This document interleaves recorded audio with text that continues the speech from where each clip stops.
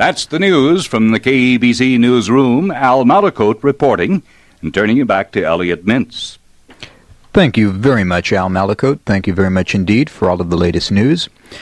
I guess by now we have interviewed well over 1,000 people on radio and television, and in the course of that period of interviewing over 1,000 people, there are about a dozen human beings who really stand out in my mind. One of those individuals is my very special guest this evening, who I've had both on radio before and television, and I find him to be a man so extraordinarily well-informed and considered to be, in his profession, not only an expert, but perhaps one of the most gifted people at doing what he does. He is Dr. Thomas Noguchi, and what he does, specifically, is he is the Los Angeles County Coroner, and it is his job to investigate all deaths that occur by unnatural causes in the county of Los Angeles. He has performed autopsies on such people as Marilyn Monroe and Robert Kennedy and Janis Joplin, Sharon Tate, thousands of others. It is a pleasure to welcome you to KABC, Doctor. Thank you very much for your invitations, and I'm always delighted to be invited. Thank you. Dr. Noguchi, just some background material first, and then we're going to discuss some of the new things tonight that you've brought with you. How many autopsies have you personally conducted by now? I have performed well over 8,000 autopsies. However, as a county coroner, from time to time, I do have to supervise and also review cases. I would say that including review cases, that I must have seen more than 20,000 cases in the past nearly 15 years. It is not an extraordinary statement to suggest that you have probably spent more time with people who are deceased than people who are alive. Well, although that I do meet many people, however, that deceased persons, of course, as a part of the initial stage of the investigation, as you well know, so that it is a statement is correct. However, it's live persons and the person who have departed as what appears to be two different things as far as scientific investigation is concerned. Yes. We talked before, and you said that there are really two different, you used the phrase Noguchi channels, two different parts of your character. One where you do not become emotionally involved in your work, where you function as the doctor, and the other part that, of course, cares and feels and the like. Do you ever find that you grow insensitive to death because you work with it so frequently? I don't think any person would lose a sensitivity to the loss of a member of their family, and because of his professions was happened to be county coroner or related the profession. It is very difficult to have audience understand this area. However, is that we do definitively change a channel 2, for example, to channel 4, and while we are conducting investigations and detailed examination, but after the examination is finished, I often change back to channel 2 when I talk to the family. I had to mention that, though, very recently, the very well-known person had unexpectedly passed away. I had occasion to examine whether I had spoken to the family. Of course, since I knew him, when I was talking to the family, I couldn't help not thinking while he was active, and he was a very vigorous attorney and so on. It is an emotional aspect do get in and after the examination.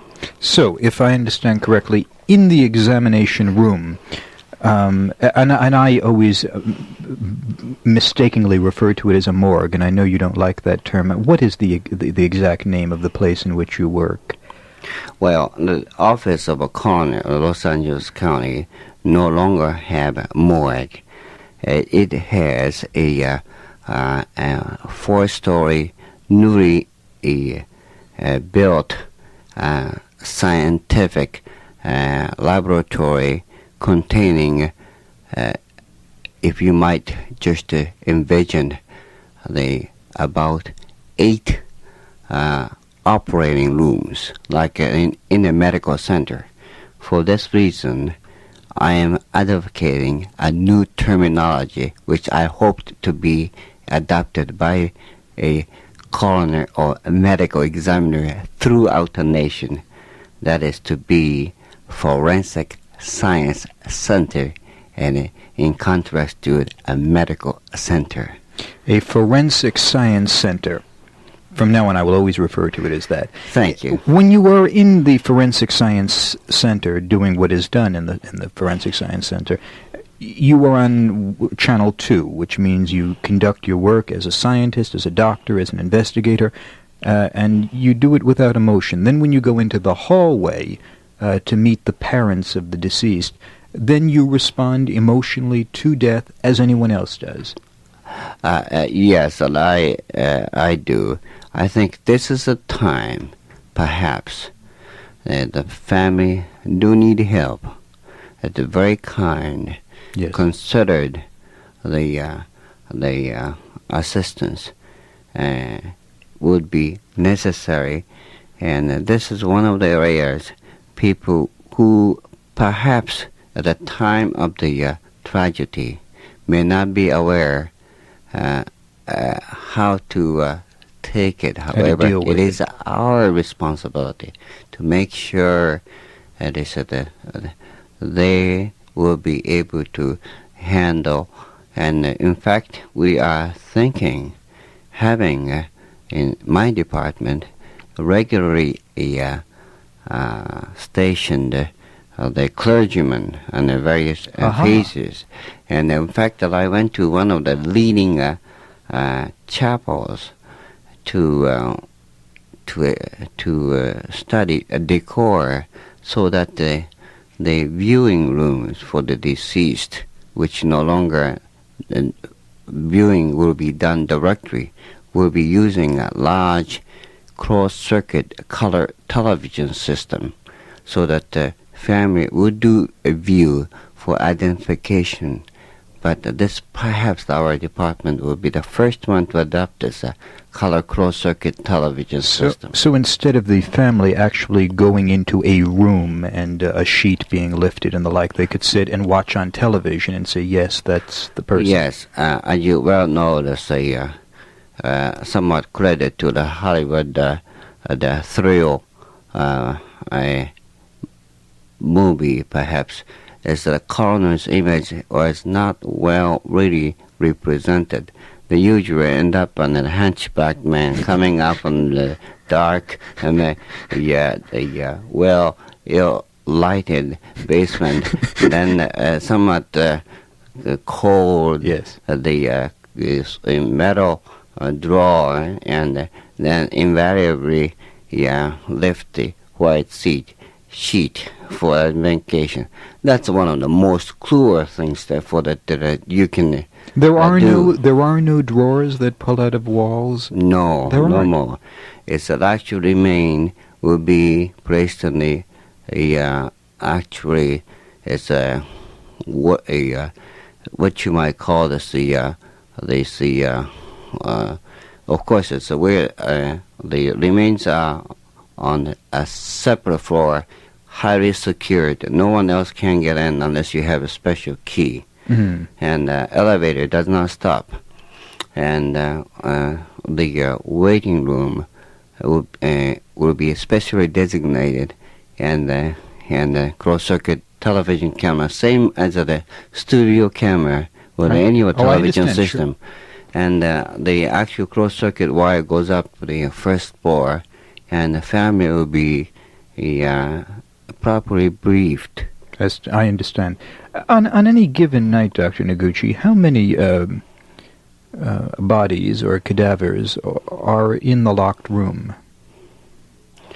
Well, of course, we do have a daily workload, plus there is a large number of unclaimed remains, not that because of the families that do not... But just because you can't identify them. Cannot identify it. And second, one of the problem was it's indeed about 10% of the Los Angeles area population is a transient, maybe 10 or 20%. 10 to 20% of all the people in LA are transient. Yes, transient. And they, of course, it's LA to becoming an international port.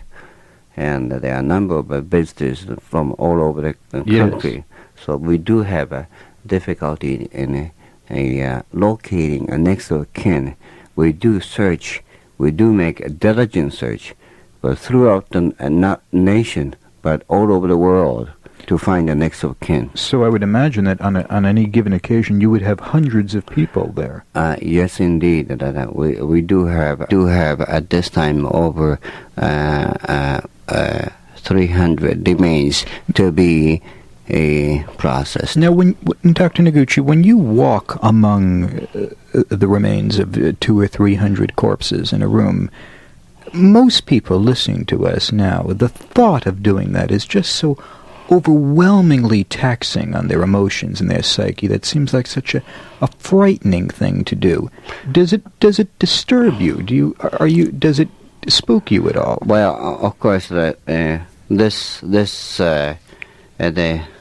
is one of the common questions. Of course, as I was in boyhood and living in a little suburb of the city of Tokyo, at the age around, say, 10, the Japanese often do believe in a spirit coming out from these remains, and in the night there are certain fluorescent is spiritual sort of a configuration similar to tadpole, a size of somewhat similar to the perhaps 12 inches to the 15 inches. A fluorescent light over the body? Not over the body, but floating to the sea, to sky. Let me make sure I understand that, Dr. Noguchi. You say that where you grew up in Tokyo, among a number of Japanese people, they believe that the spirit leaves the body, and that as a child you saw this spirit floating up from the body. Yes, and I don't know what it is. Of course, all the kids tend to kill around each other, and in the dark night that I have seen it's what we call it, if I may use a Japanese term to be sure. Some of the Japanese audience may be able to understand the terminology. What we call hinotama. Hinotama. Yes, this is the it's an explanation of this unidentifiable fluorescent sort of a spirit leaving and floating up to the sky and indicating that death had taken place. We might call that in Western society a soul or spirit or aura or presence leaving the body. Yes. Yes. Now, then, of course, what I've seen is what appears to be is that I do distinctly remember that I have observed 3 times in the past when I was a boy. But in our facility, although I have darkened, last 20 years I have not had opportunity to observe. Perhaps I may have been more or less tuned into this channel 2 rather than channel 4. That is most interesting. I'm going to just underscore that, and then we're going to talk about victimology for a few moments, and then we'll go to the telephones, because I'm sure our listeners would like to talk with you. It's just whenever I get started talking with you, we can go on for weeks, but Dr. Noguchi has indicated, just to paraphrase, that as a child growing up in Tokyo, where it is the custom of when somebody dies, apparently, to place them out so their spirits can leave the body, Dr. Noguchi on 3 occasions has witnessed something, some presence, some spiritual form leaving the body. However, with the hundreds, the thousands of people who have passed through the Central Scientific Facility, Dr. Noguchi has never noticed such a presence leaving. When you were on the television program, we discussed, not in any great detail, of course, some of your religious feelings, and you told me then you did not believe in reincarnation, that you do not believe in a soul, and that you did not believe in anything leaving the body after death. That's yes, I did mention. However, I must say this: half of my life was spent in Japan, and another half being in the United States, and my sort of religious, spiritual background is basically in Buddhism. Yes. And believe in the reincarnations, and in fact to such extent that if a person who does not meet their standards, so to speak, it had been said that reincarnation will occur, and they may be coming back as a spider or a snake. Yes. Now, this I do not believe that is the case. But you do believe that something goes on after death sets in? Yes, I do. Of course, that I have been giving additional thought since I have mentioned.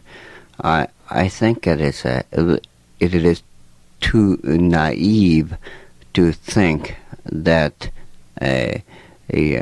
no spirit at all, because the creation of the mere fact of the earth and the universe itself is that I don't think any scientist have a definitive explanation for it. I just constantly seeking for just what you might call truth, and I can't believe that there is a definitive there's a super powers. I'm glad to hear you explain that to us. In 4 or 5 minutes, Dr. Noguchi, could you tell us what victimology is all about? I know this is something new you're working on, something that you have not said before on radio and television. We can discuss that for a few moments, then go to the calls, because they'll want to ask you about that. What is victimology? Well, victimology is something. This audience may be the first time hearing this terminology. There's a coined word, however, I hope that people will be more aware of this particular branch of the specialized science. Science is the study of the victim in the light of the socio-economical and also the standpoint of the perhaps the safety aspect. Now, I have prepared a comprehensive plan for future victimology study of the Los Angeles County, since we do have statistics. Now, that I'm referring that basically at this time is the victim of a crime, that is a victim of a homicide in Los Angeles County. I'm just sorry to say that I can't help not mentioning this. And just about 20 years ago, we had perhaps 100 homicide victims that registered in our log, and 20 years later, in fact, we have over 1,000. If I make a specific number, that 1,011 cases registered in 1972. Incredible. 100 a month. Yes. It's what this the second question should be what really happened. Is that there is increased number of the victims among youth against youth, and this is a very important aspect in the increasing number of the homicide victims. Now, I did do some study. When does the actual homicide occur, or a person get involved and get killed? Simple language. And when does it? It's actually, it is the, in other words, that if you can avoid these hour of the day, I think you will be perhaps avoiding this to become the victim. Just to paraphrase, what Dr. Noguchi is suggesting here is that he is now giving you information as to how to avoid being a homicide victim based upon his studies and his facts and figures. The first thing you're about to hear is what hours one should be particularly alert. Yes, approximately 75% of the victims occurs between 11 p.m. to 3 p.m. and some of the 11 p.m. in the evening? In 11 in the evening till 3 to 3 in the morning, right? So that their parents that who may be interested in knowing this, or they have a curfew, maybe some significant to it. From 11 p.m. to 3 a.m. is the time that you would most likely be murdered. And also that is the weekends is make sure that that's the time. It's Friday after 9 p.m. to the Sunday would comprise approximately 85% of murders occurred. From Friday night to Saturday morning? Sunday. Sunday morning. Including Sunday, yes. Does the phase of the moon really have something to do with your statistics? On a full moon, do you have more homicides? It has been said many times. As a scientist and administrator, in fact, that I haven't gone in yet, that I would like to be invited back again the next time, and I'm going to study a little bit about moon and tide and so on, yes, in relation to this victimology. I think it should be included. Now, I think many of our things that we have passed seems to be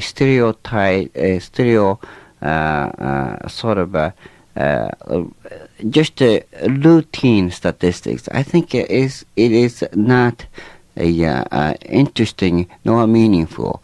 I think these are factors you may have. Questions and suggestions, yes, from the audience ought to be implemented, put into the computer data, so that I may be able to come up. It is not really influence that's a full moon versus actual. I understand. I know you have a number of factors on the list. Let me give out the phone numbers. Let's start taking phone calls, and in the interim of the phone calls, we can go down some of these other factors, okay? Let us do that. Wonderful, yes. Dr. Noguchi.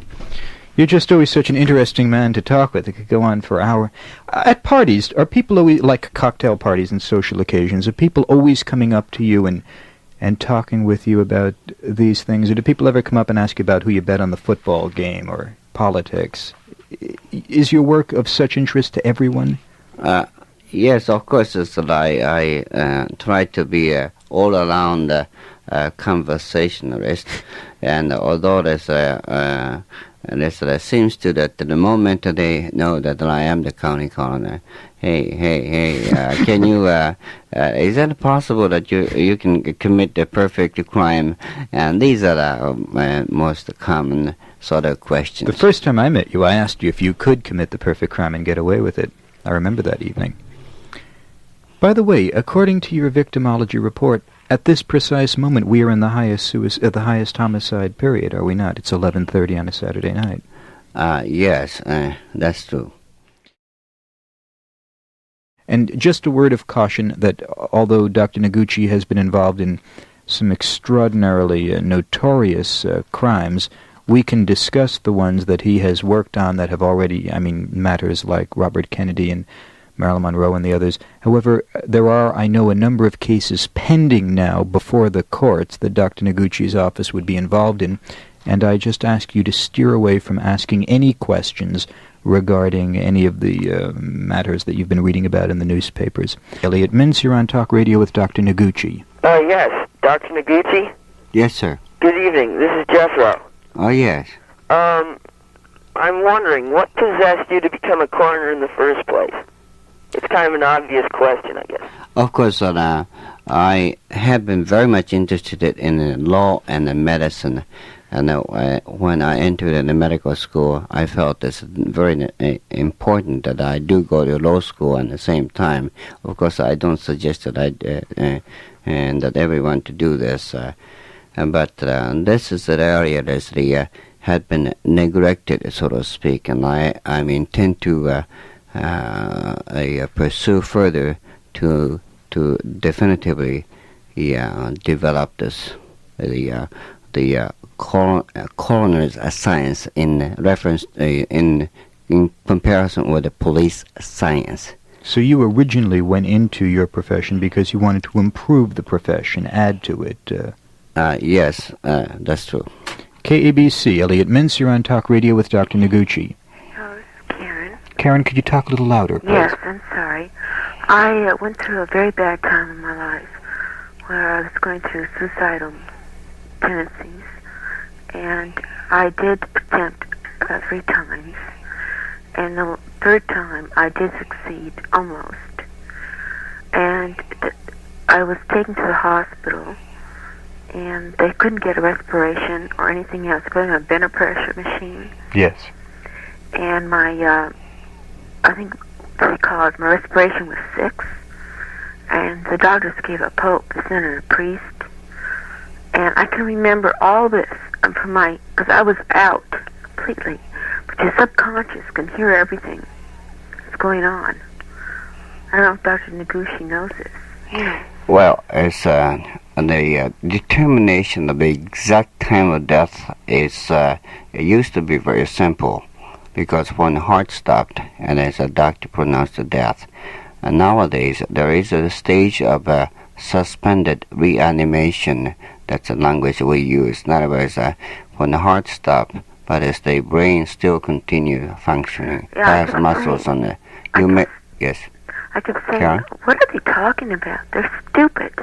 I'm going to live. What are they talking about, in my own mind? I can remember the priest coming in. I remember dropping his rosary and the special nurses. I remember a doctor coming in and says, oh, this poor, beautiful girl is going to die. How old were you then, Karen? I'm 29 now, and this was down, oh gosh. There are certain... 5 years ago, 6 years ago. Karen, certain medication do produce... Karen, let Dr. Noguchi answer your question, please. Karen, certain medication do produce a transient stage, although there's for the average the person, so even doctor, that the patient is in a very critical conditions. The person himself or herself has certain memory, and of course the brain is a memory storage unit, so that perhaps you were aware of what's going on and you can recall. Although those recollection may not be whole recollections of the missing hours that you had. Interesting. Karen, I thank you for telling us. Good night. KABC, Elliot Mintz, you're on Talk Radio with Dr. Noguchi. Oh, Dr. Noguchi, this is Yoli. Yes? I'd like to know about how many cases you have each year that involve either amphetamines or barbiturate deaths. Good question. Well, as there's amphetamine causing death is statistically not too many, although there's the usages that are considerable in the Southern California area. I would say there's the one of the concern that we have is the combination of the amphetamine and the other barbiturates and together, and if any human being take more than 3 or 4 pills at one time, the drugs do act against each other, causing considerable confusions in the body system. Now, we do have, I think, 1972, we have the 3, I recall, a person who have died as a result of overdose solely due to this ingestion of amphetamine preparation. That is very surprising to me, Dr. Noguchi. Only 3 people in Los Angeles last year died from an overdose of speed? That's right. Speed alone, yes. That is amazing to me. I was under the impression that... What is the drug that is responsible for most deaths of the illicitly purchased and used drugs in the city? That's a short-acting barbiturate, the second known. They often call the red devils and yellow capsules and so on, reds. That was how you diagnosed the official cause of death for Marilyn Monroe, was it not? Yes. Of course, that was the sleeping pill was a Nembutal rather than reds. You are aware that there is... well, let's not go into that. Well, let's just for a moment...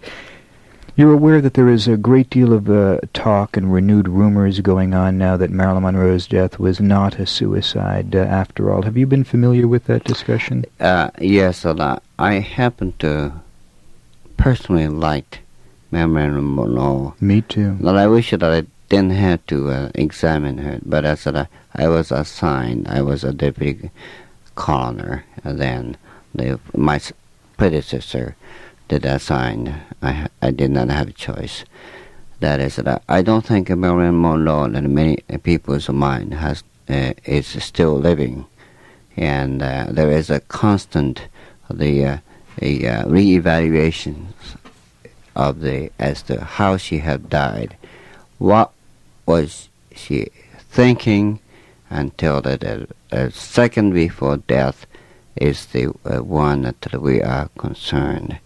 Based on, I think it is unfair for all of us to stubbornly stick with the feeling. That is, once we have determined we're not going to change our mind, I don't think that should not be the scientist attitude. So now, you stand by your original statement that her death was suicidal? Well, actually, it's that I'm rather reluctant to reveal her background because we have very, very, very extensive study done by consultant, a psychiatrist, a clinical psychologist, social worker, and interviewing almost nearly 100 persons involved.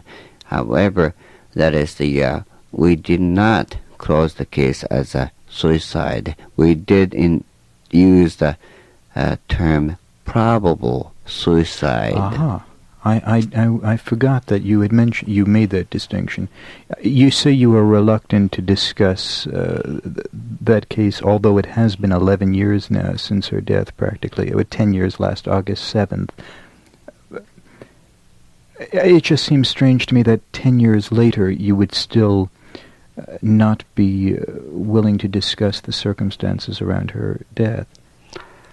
Well, I believe in that, of course, and I think let us consider ourselves the assuming effect we have lost a member of family.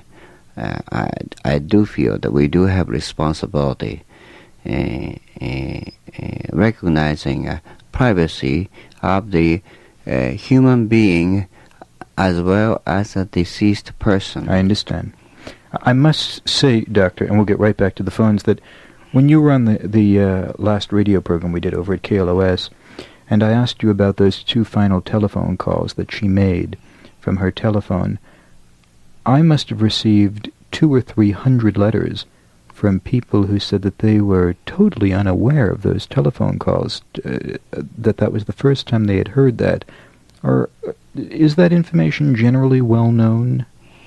I don't think it's really well known that although we possess such information at the time of the investigation, however, we did not feel that at that time there was it would not serve any purpose by revealing it. It was it is perhaps a common knowledge by now. Could you, just for the benefit of those who are unaware, just tell us again who the last two people Marilyn Monroe phoned before she died? Since you have mentioned it's very, very, it's just a idea that came to my mind that the last person, according to the research and investigation, and that the last call came from the Bobby Kennedy. Senator Robert Kennedy. Senator Kennedy. Was the last... And yet, Senator Bobby Kennedy is no longer with us. So it's a rather very... and I don't know there is any... No, I don't think any connection to it, but it's just ironical. The last person that Marilyn Monroe spoke with was Robert Kennedy, and he's no longer with us either. It is ironical. You said that he called her. I was under the impression she called him. Who called who? Do you know, or is that information available through telephone records? Yes, it's... I think that's it should be in the police report that, however, the call came from... pardon me, I think she placed the call. She called Bobby Kennedy, who was then the Attorney General of the United States. Right.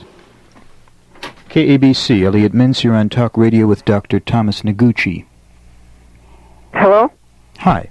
Hi, I was wondering, how many cases have you autopsied that you haven't been able to have a answer to? Well, that's very interesting questions. Although I have been rather well trained in this branch of the science, there's sometimes that we find that it's very unusual that, of course, that we know the fact that death had occurred, and then very thorough examinations we still cannot pinpoint the exact mechanism of death. That is, it occurs at about the less than 1% of the total cases that I have personally handled. And these the cases that are commonly among those youngsters, maybe age 18 to about 35. Somewhat they found dead at home, or maybe he's in a high school gym, or maybe a dance contest and so on, and in front of everyone and watching a patient collapse, a person collapse, and there is just leave no trace of it as far as the cause of the death is So in concerned. about 1% of all of your autopsies, you shrug your shoulders and say, I don't know the cause of death. Well, we do know that the definitively that is the underlying cause. We do believe these those that witnessed the death. For example, that is assuming the fact that I to walk into KABC stations and somewhat the queue over, and then the examination done as there is no really concrete evidence reason to say why. there's a reason. Now, but these are usually irregularity of the electric conduction system, the heart. And the heart stops and the heart cannot resume the heartbeat. We have 5,000 people who want to talk with you, Doctor. KABC, Elliot Mintz, you're on Talk Radio with Dr. Noguchi. Good evening, Elliot. How are you? Fine, thank you. Good, Dr. Noguchi. Yes, sir. My name is Ron. Ron, yes. And I have a question insofar as I moved out to California about 4 years ago from Chicago, and I remember prior to my move out here to California from Chicago, there was all sorts of discussion as to just precisely how Bobby Kennedy died. Obviously, it was an assassination, and it was a bullet. But the flap in Chicago was over the newscast. I remember that the problem was that you had some sort of reservations insofar as your official diagnosis was concerned as to the death of Bobby Kennedy. Could you elaborate on that, please? Just briefly, of course, as a scientist, I was not, first of all, let me just mention, I was not an ambassador hotel at the time of the shooting. And that based on solely on the examination of the remains and the scene afterwards, that I came to the conclusion that the Senator Bobby Kennedy was shot by this small caliber gun from the right side of the back of the head, and about the close range such extent that I feel as perhaps 3 inches from the back of the ear, may even be 1 inch.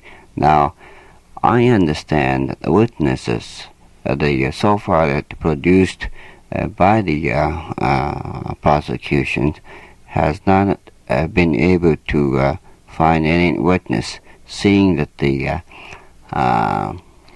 such person as Sahan, as Mr. Sahan, was close to it. Of course, everybody in a panicky situation, so that this is outside of the realm of my investigation.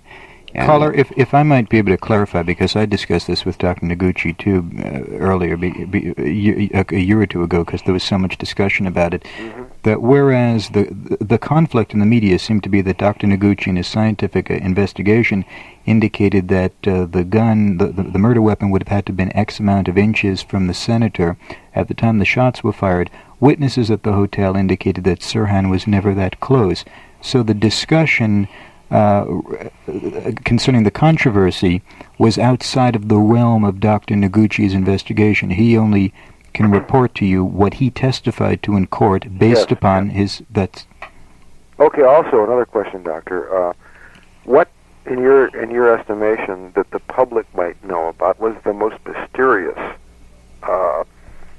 autopsy you performed in your years as the man who was in charge of this realm of responsibility for the local government? Did you say mysterious? Mysterious. Yes, mysterious. Well, and the term mysterious often... puzzling. Well, let's use the word puzzling. Puzzling. Of course, the one that I still do remember very vividly, throughout my career as the forensic pathologist and county coroner, I have a moment that I walked in as a resident of the Sharon and Tate. It was a bizarre scene. It's a rather, and if you like to call it mysterious, but it's a bizarre scene that I have never seen. It's a bizarre scene like this. Yes. Caller, I must stop you. I thank you for calling. Thank you very much. The Sharon Tate murders probably have created more paranoia and fear in a community of any things, and the echoes of that trial continue up to Bill Farr. Now, are you totally convinced as to that case has been put to bed sufficiently? That there is nothing more that need be explored in that particular case? I think as a county official, I have to caution that as the case is an appeal, that I don't think that I'm permitted to discuss further. I'd like to talk about victimology for a few more minutes, because shortly people will be going to sleep, and if we continue in this light or this darkness, it's just going to make for difficult dreams. In just a few moments, could you just go down 1, 2, 3, some of these factors that are so interesting to us about times where you were most likely to be a victim, circumstances, etc.? All right. Now, basically, in the one factor still remains that anyone who is the influence of the drug or that associated with the person who had been drinking, and I think you have to be cautious. Now, those who is using a drug, and especially the mind moderator or perhaps not so much of a tranquilizer, perhaps amphetamine or much more stronger hallucinogenic agents tend to create this confusion in the mind of the person so that you maybe get killed. Those who possess the gun, who freely use, and I think, but I would suggest either you're going to have bulletproof jacket or you'll stay away. And of course, on the nowadays, the contrary to this 10 years ago, that you get killed for no apparent reason. And about 10 years ago, about nearly 80% of the homicides were committed by this known person. People in your family, people in your family or their friends, or they have some enemies and so on. But approximately at this times, it's a small percentage of the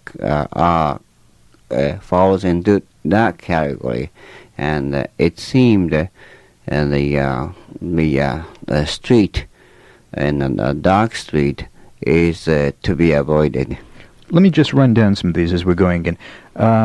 From 11 p.m. to 3 a.m., times to be conscious of. Weekends, times to be conscious of. Associations with people who use drugs or using drugs yourself, specifically mind-altering drugs like depressants. People to avoid people who possess guns.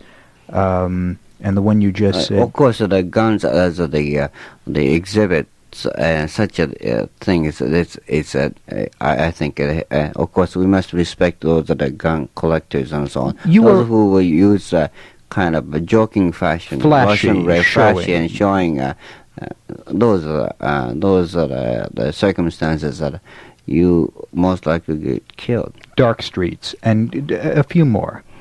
Yes, and actually, and also the dark streets, and in the summertime, and we in the last 2 years we have been observing this. The youngsters on the beach, where there's camping, and they become a sacrificial offering by what appears to be a person who practices occult religion. You say that you have come across a number of murders in Southern California on beaches around campfires where people are practicing sacrificial murders through occult groups? Of course, these are the possibilities, and of course, I can't think anyone who would be murdering a person for no apparent reasons, but leaving telltale evidence. And I rather not mention some the detail, because these signs that we do look for as the certain signs that are indicating it appears the person had been sacrificed. Really?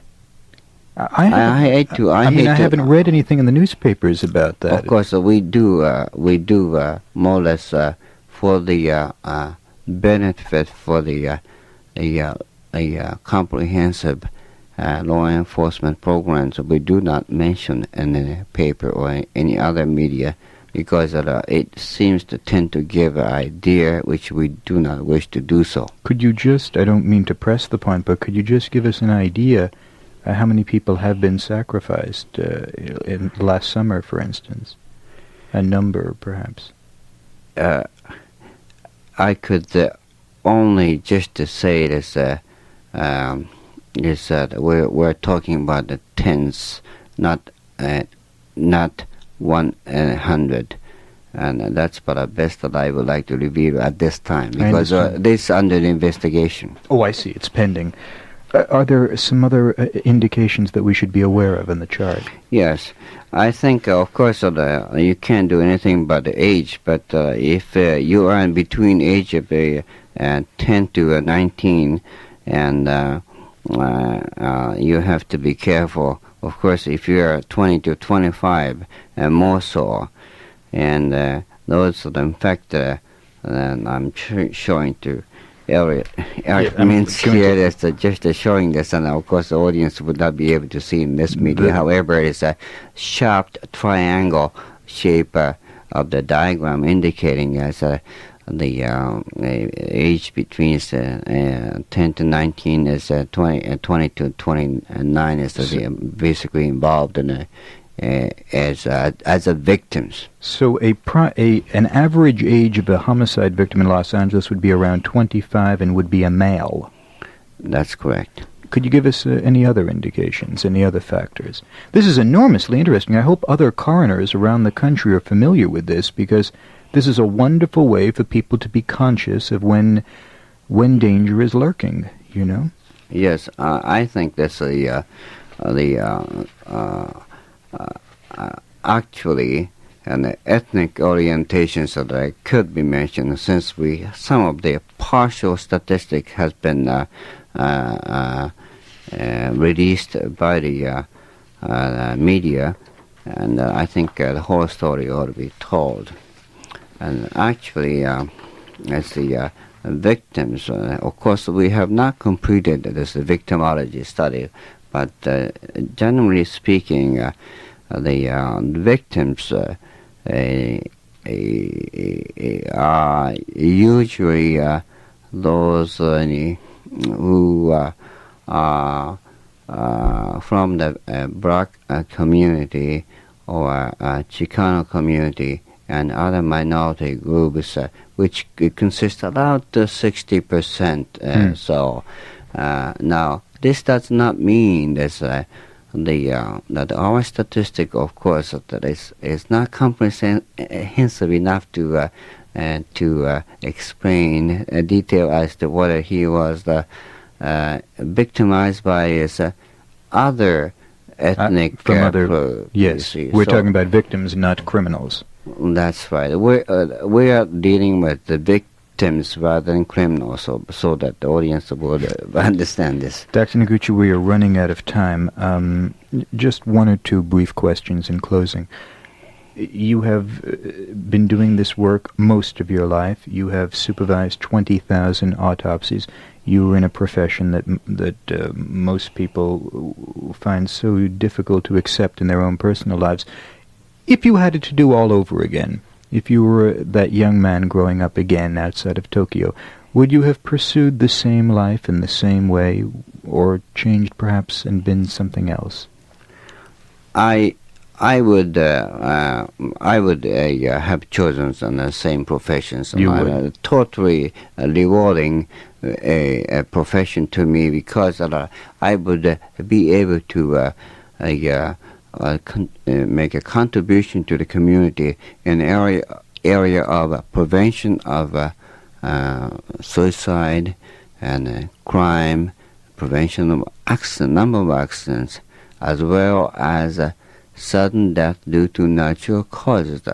Let us prevent such unfortunate events. We are caught by the clock again, Dr. Noguchi. I want to thank you so very much for coming down to KABC and visiting with us. Thank you very much for your invitation. I certainly enjoyed it. And I hope you return. Thank you.